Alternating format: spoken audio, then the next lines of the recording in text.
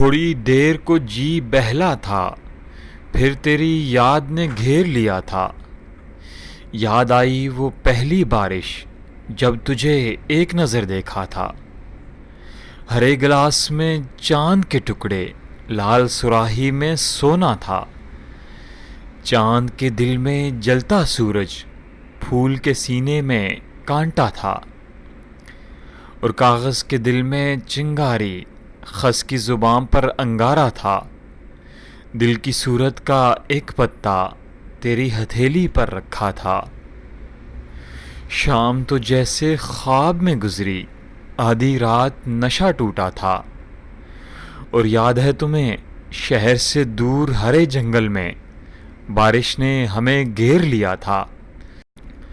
सुबह हुई तो सबसे पहले मैंने तेरा मुंह देखा था।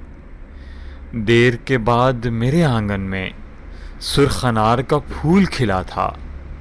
दीर के मुरझाए पेड़ों को खुशबू ने आबाद किया था। शाम की गहरी ऊंचाई से हमने दरिया को देखा था। याद आई कुछ ऐसी बातें मैं जिन्हें कब का भूल चुका था, मैं जिन्हें कब का भूल चुका था।